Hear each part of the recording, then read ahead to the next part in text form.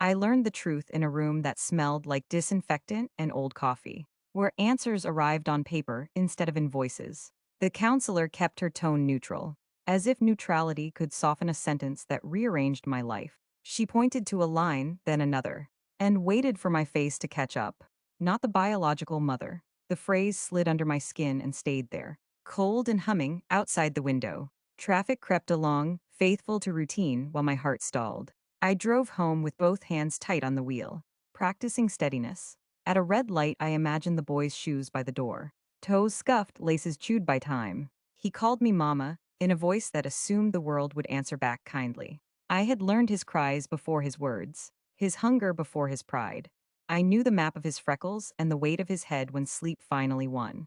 None of that fit on the page I had folded into my purse. We met in a hospital room years earlier, when fear was a loud animal and love arrived quietly anyway. I sang to him with a cracked voice, counting breaths like beads. I memorized the way his hands fluttered, the way calm returned if I pressed my cheek to his hair. When he took his first steps, he fell into my legs and laughed. And I laughed too, believing that catching someone was the purest skill I would ever learn. The paper tried to tell me a different story. It suggested that biology was the gatekeeper, and I had slipped in by mistake. I wondered who would take something back that had already been given. I wondered whether motherhood was a noun or a verb, a fact or a practice. At night, the house made it small, honest noises, and I lay awake, measuring the distance between what I knew and what I felt. I did not tell him I fed him dinner, washed paint from his wrists, read the same book twice because he liked the dragon's voice better the second time.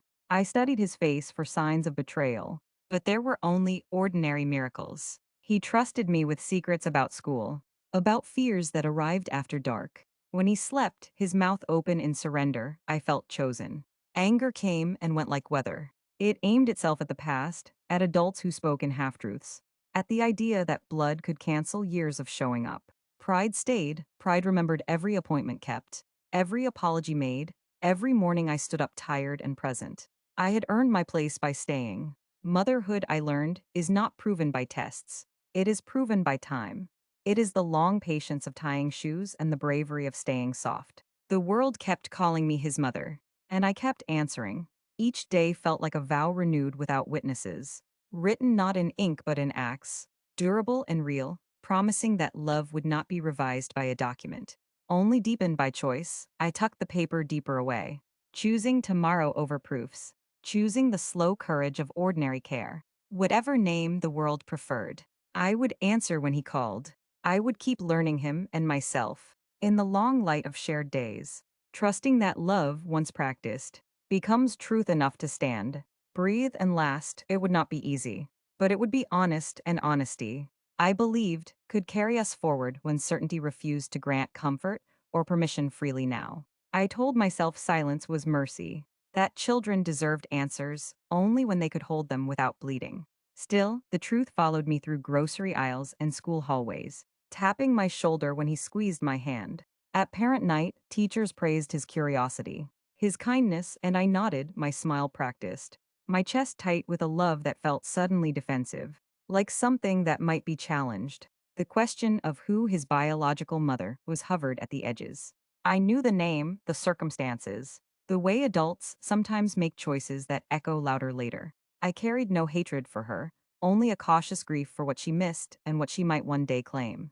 I imagined a knock at the door, a voice insisting on rightful things, and I rehearsed my own voice, steady and calm, saying I was already here. He grew, the way children do, in sudden spurts that left me dizzy. Pants shortened overnight, opinions sharpened. He learned to read, then to argue, then to apologize without being asked. He watched me closely, noticing when I was tired, offering water like a peace treaty. Once, after a bad day, he pressed a note into my palm that said, "You are doing great." I cried in the bathroom where he wouldn't see.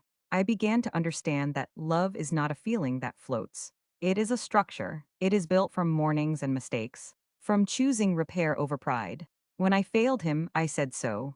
When he failed, I stayed. The paper in my purse lost its weight as the years added their own evidence. There were moments I almost told him. On birthdays, when candles flickered and wishes hovered, I felt the urge to speak truth as a gift. But truth without timing is a burden. And I waited, I listened, I learned who he was becoming. So I could meet him where he stood, not where my fear imagined him. The world offered its own lessons. Friends talked about bloodlines, about resemblances, about inherited tempers. I smiled and changed the subject. In the mirror, I searched for him in my face and found him in my posture. In the way I tilted my head when listening. We had grown alike through proximity, through shared weather. When he asked where he came from, I told him stories of first days, of songs and sleepless nights. I told him that families are made by showing up, that belonging is practiced. He accepted this easily, because children believe what is lived. At night, after he slept, I sat with the quiet and acknowledged my fear. Not of losing him, but of failing the courage he deserved. I chose patience, I chose presence. I chose the daily labor of love that asks for nothing dramatic. If the truth had to come, it would arrive with context, with a net of care beneath it. Until then, I would keep doing the work that had already named me. Motherhood was not a secret I was keeping. It was a promise I was keeping, one ordinary day after another, trusting that time, if treated gently, could become an ally instead of an enemy, and that our bond, practiced honestly, would hold, it would be tested. I knew, but I believed in the quiet strength of staying, in the power of love repeated, not shouted, shaping a life that felt earned, mutual and unbreakable with time. Care, humility, patience, and grace enough to carry us forward when answers finally demanded courage. Honesty and compassion from us together at last. The truth finally asked for air the year he turned 14. When questions sharpened and silence stopped being gentle. He came home from school quiet, the dangerous kind, and set his backpack down like it weighed more than books. We sat at the table where homework and apologies usually lived, and he asked about blood types for a science project. He said his didn't match mine. He said it like a puzzle, I heard it like a bell. I felt the moment stretch, a thin bridge between who we had been and who we were about to become. I told him we needed to talk, and his shoulders tightened, ready for impact. I spoke slowly, choosing honesty with care. I told him I wasn't the person who gave birth to him. I told him I was the person who stayed. His eyes searched my face for cracks. I held steady. Silence fell, not empty but full. He asked questions that came from logic and pain in equal measure. Did I know? When did I know? Why didn't I say something? I answered without defending myself. I told him I waited, because I wanted him strong enough to hold the truth without thinking it erased us. I told him love doesn't dissolve when names change. He didn't cry. He nodded, then pushed his chair back and went to his room. The door closed softly, which hurt more than a slam.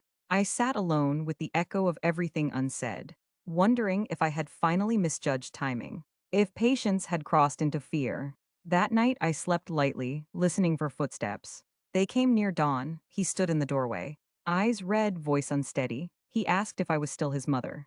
I told him I was, because motherhood had been my work. My choice, my becoming. I told him he could decide what to call me. That love does not demand titles. He crossed the room and leaned into me, heavy and familiar, and we breathed together. The weeks that followed were uneven. Some days he was distant, testing gravity. Some days he clung, afraid of losing ground.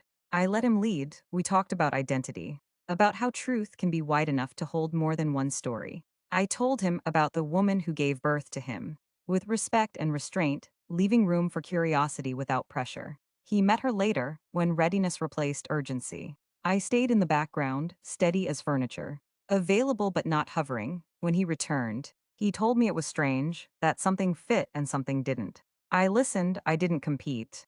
Love, I learned again, is not threatened by addition. Our bond changed, but it did not break. It grew a backbone of honesty. We argued more, we apologized better. He learned that staying is not passive. It is an active promise. I learned that letting go can coexist with holding on. Motherhood revealed itself as courage practiced aloud. Not the courage to claim, but the courage to release ownership without releasing care.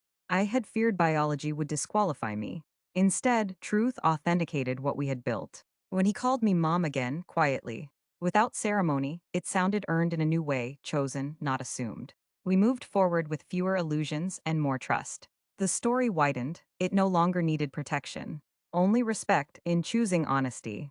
We chose each other again, this time with eyes open, knowing that love, once tested, can deepen into something sturdier. less fragile, capable of holding complexity without collapse, strong enough to stand in daylight and still feel true, mutual and real.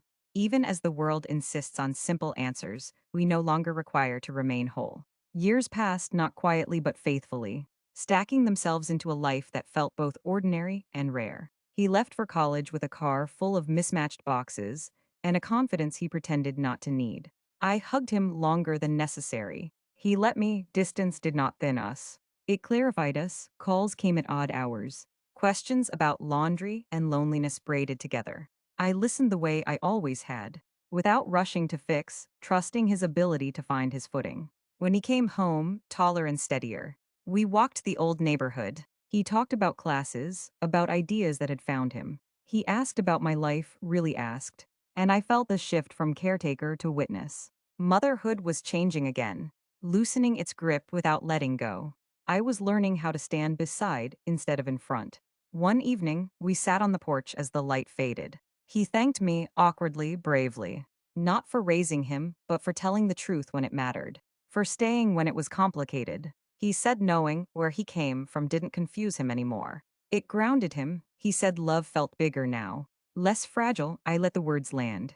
I didn't deflect, I let myself receive. I thought back to that office. The paper, the fear that had tried to redraw my life. I understood then that motherhood had never been something I could lose. It was a relationship forged by attention and repair, by choosing presence over certainty. Biology had been a chapter, not the plot. Love had done the real work. People still ask questions, curious in ways they think are harmless. I answer simply, I say families are built. Not discovered, I say truth matters. But so does timing, I say love is a practice. Not a guarantee, these are not slogans, they are lessons earned. If I have learned anything, it is this: staying is an act of courage. Telling the truth is an act of respect. Letting someone become themselves, without withdrawing your love, is an act of faith. Motherhood asked all of this of me, and in return, it gave me a life that feels honest. I watch him now, living a life that carries many origins and one constant. When he calls, when he signs off with love, I hear the continuity. It is not blood that echoes. It is care, it is time, it is the decision, made again and again to show up. If this story touched you, if you are standing in a complicated love wondering whether it counts, let it choose presence, choose honesty with kindness. Share this story with someone who needs permission to stay. And speak your own truth aloud. Love grows when we dare to practice it.